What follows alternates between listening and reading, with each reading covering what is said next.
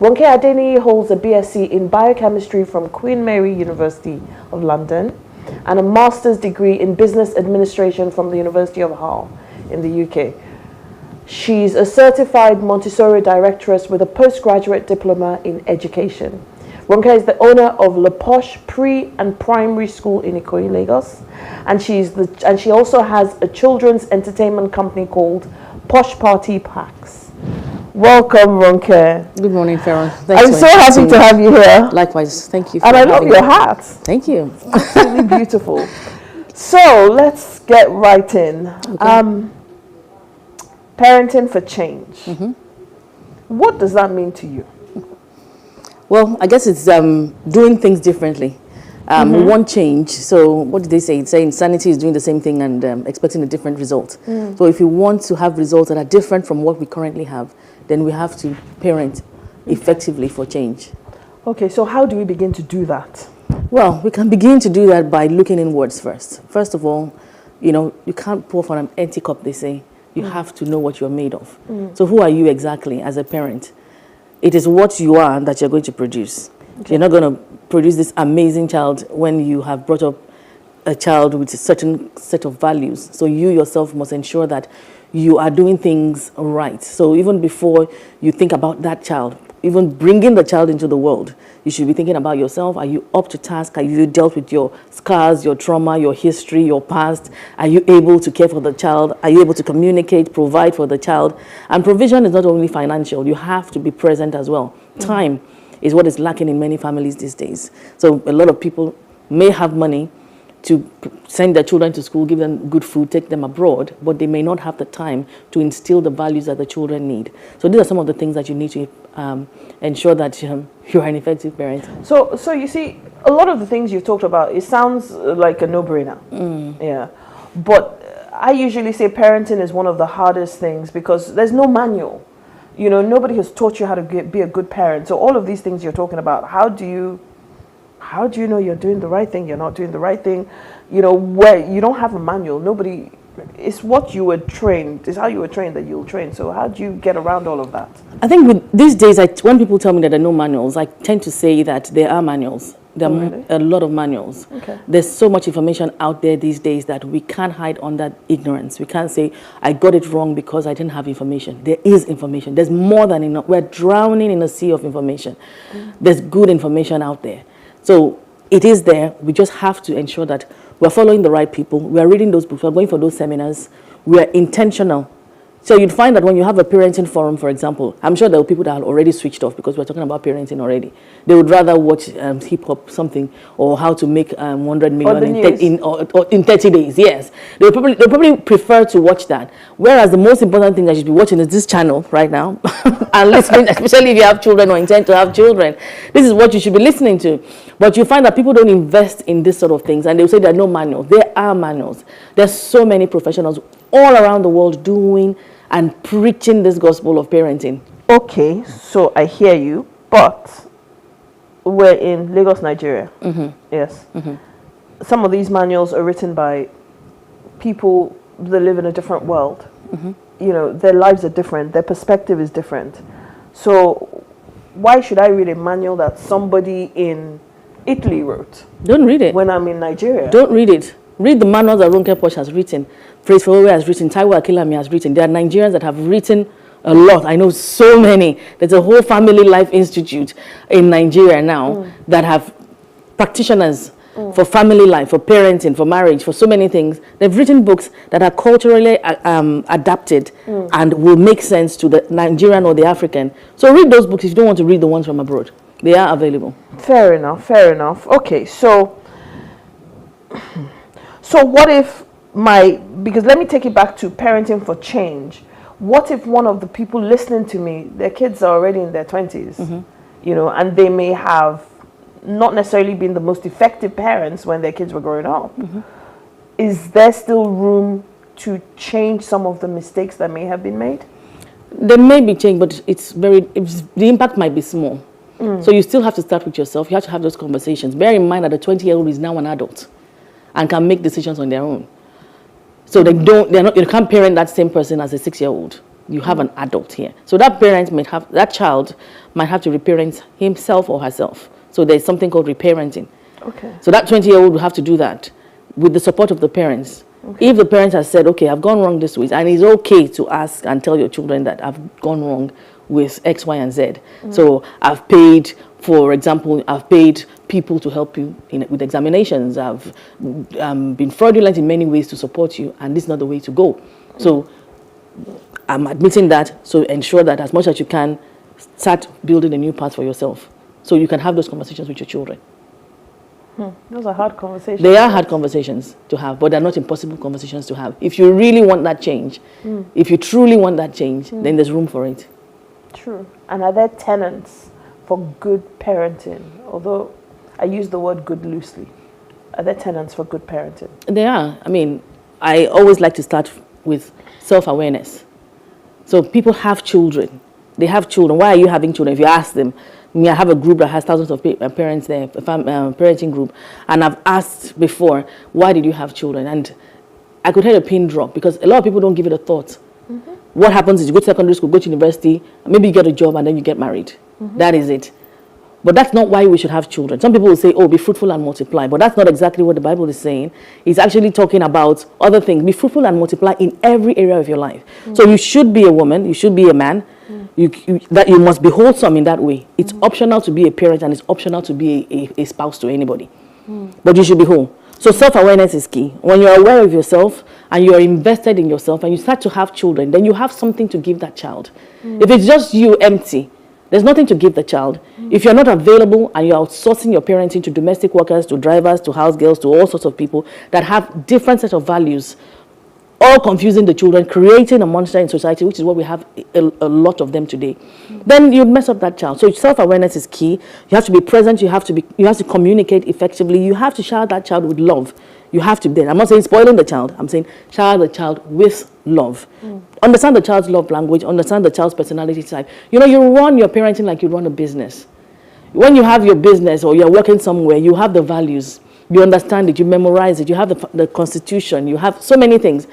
And you learn it and you force people to learn it and you preach it and you have a logo and you have all sorts of things about that business. The same should be replicated when you're raising children. What is it about my child? What is the perceptual code of my child? What is it about this child? What should I do when it comes to raising the child? When I'm looking for a school for my child, do I put a child in the school because everybody is putting their children in that big school, even though things are happening? No. You said, my child, which school deserves to have my child? Because you understand what your child needs. So does my child need a big school, a small school? What are the attributes of that school that will suit my child? So we must run that parenting like we would run a typical business that is working, that is functional. Makes absolute sense. Yeah, of course it does. Makes absolute sense. But I'm going to take you back to something you said about leaving your child to domestic workers to help and all of that to help raise your child. We can't do it on our own now. So is there anything wrong with that? Do you have to do it, is the question. If you don't have time, you don't have to have children. We need to start preaching that thing. No, but are you saying that you can't have your help in your home assist with raising your child? No. There is outsourcing and there is support. So someone can come into your house and help you clean your house, yeah? Someone can come into your house and help you maybe with the laundry of your baby because you're overwhelmed. There's a lot of work.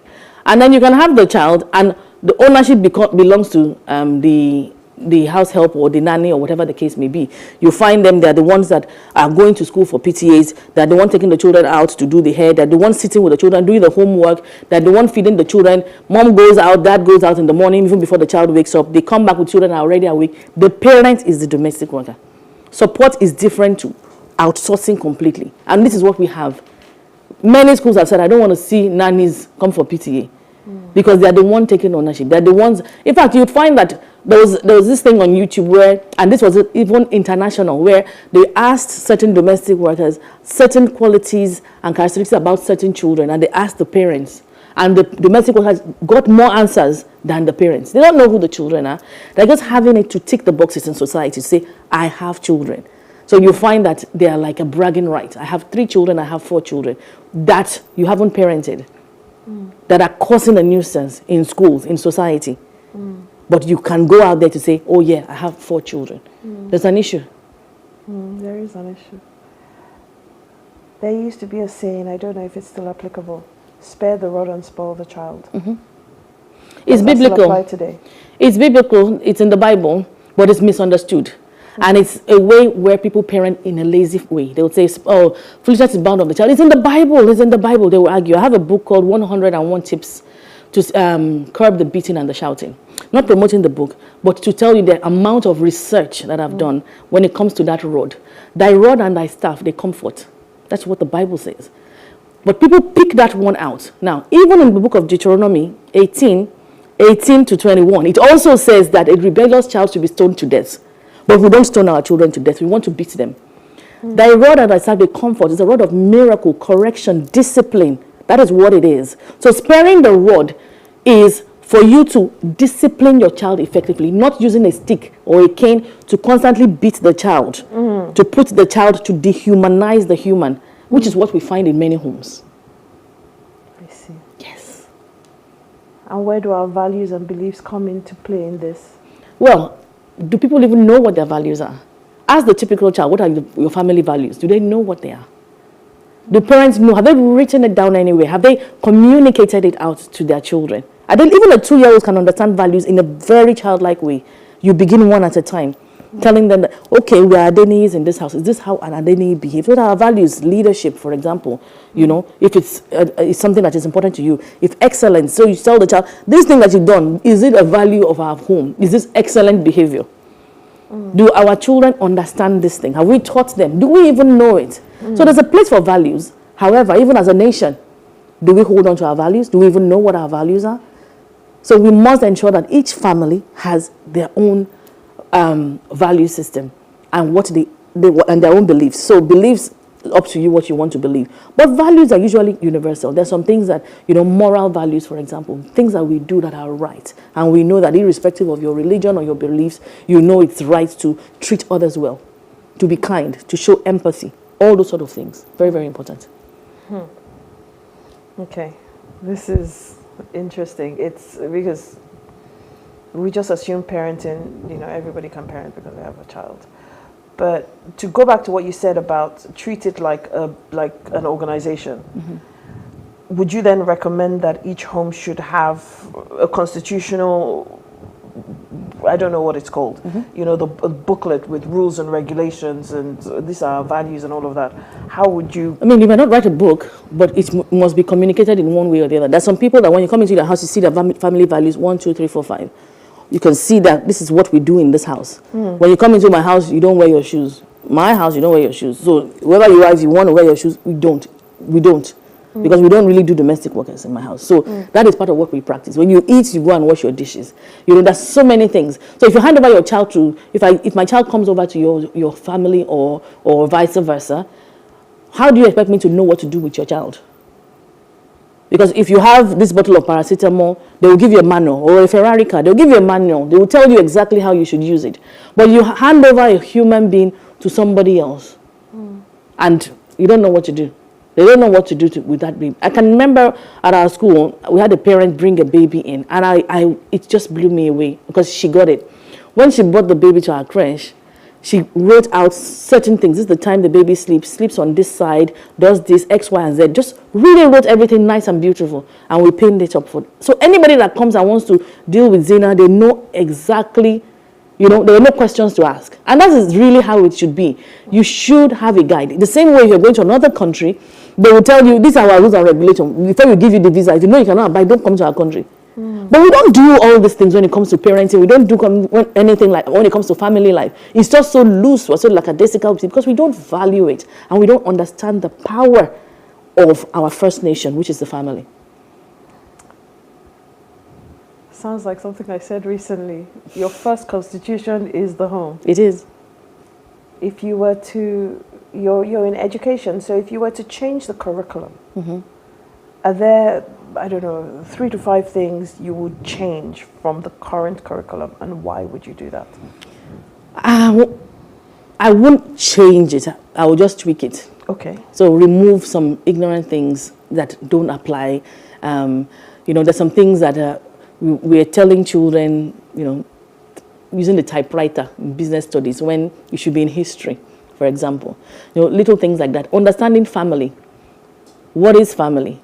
We live in the world where our children are ignorant of the realities of life. LGBTQ, all those things are happening. We might not accept it, we might not believe it, but they are happening. And ignorance is the predator's strength. The ignorance of your child is the strength of the predator. They don't understand it. A lot of Nigerian African children don't even understand that there are families that have 2 dads or 2 moms. It might not be in your Bible or Quran. It might not be acceptable, but it happens, it exists. And that's why when they go out there, they fall because they're not standing for anything. They don't understand. They go into a world and everything is like, what's going on? What is this? What is binary? What? They don't get it because there's so much ignorance. We've shielded them with our curriculum. We've overprotected them, teaching them things that are irrelevant to society. I would ensure that our curriculum, whatever the content, because the curriculum is an experience, it's not just the content. So we must ensure that there's a lot of communication happening, there's a lot of creativity, collaboration happening, and critical thinking. Our children are able to solve problems and make a difference in society.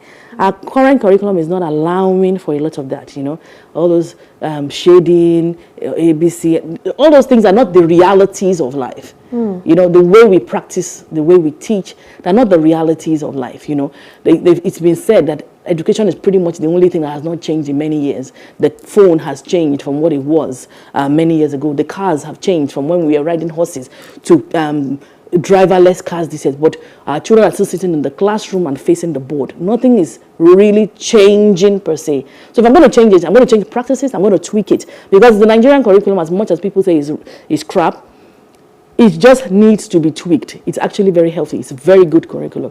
It just needs to be tweaked, and we need to embrace some of the realities in society. That's what I'll do about the curriculum. Thank you so much for that. So to bring it back home, parenting for change. Tell me 5 quick things that parents of young and old children can do to begin to build the leaders of tomorrow, to hopefully stop this menace we're going through of a really bad government and all of that. Okay, so young and old, start with yourself. Start the change, model the change to the children. Let them see, because you can't tell them to do something that you're not doing. You're lying, you're fraudulent, you're doing all this type of things, and you're saying they shouldn't do it. So focus on yourself, that self-awareness. Raising children with discipline, resilience, those sort of children, that's what you need. Allowing for a place for discipline for your children in the home and outside the home. So all those parents that go and jack their teachers and try and fight the battles of the children. Children should be able to fight certain battles. You don't go to school and say, oh, somebody pushed my child, another child pushed my child. It's silly. These things should be happening. We were playing with sand, studying snakes, climbing fences, doing so many things as children. Now, if it rains, the parents say, oh, water poured on my child. No, we don't want those sort of things. So you are over-pampering the children, and you're raising children that do not have any grit and no capacity whatsoever. So we need to ensure that we are doing that as parents. We are present in the lives of the parents, of the children, even if your children are abroad, even if they are grown and they've left the home, you must be present. I have a grown child, a 17-year-old, and I'm in constant communication with, even just before here, she knows I'm on this site. We know what is happening, So constant communication, because if you have the heartbeat of your child, you will know when there are issues. They will be able to speak to you. And then the way that we parent, authoritarian kind of, dictatorship kind of, and then we're liberal. So we have 2 extremes. Do what I want you to do, and then next thing is like, oh, you're the best thing since sliced bread. Moral values, very, very important. And our faith, whatever your faith is, you must instill, because I believe that every faith, well, maybe just one, but I believe that every faith has a positive impact. They actually are solid. They have all these principles, all these tenets. Our children should be children of faith, our children should have values and strong belief system. They should understand their roots, their culture, their values, their identity. The typical Nigerian child does not know what they are. They'll go to Singapore, they will speak Singapore. They'll go to UK, US, speak all sorts. Today their hair is this. They don't want to be African. They are bleaching. They are doing all. I can just go on. So those sort of things, we really need to face it. Thank you so much, Ronke. No Thank problem. you. This has been quite intense and hopefully quite impactful. Yeah, because another 4 years, another 8 years, leaders. Yeah. So thank you so much for this. Thanks for having me. I'm so grateful. No problem. That you were able to come.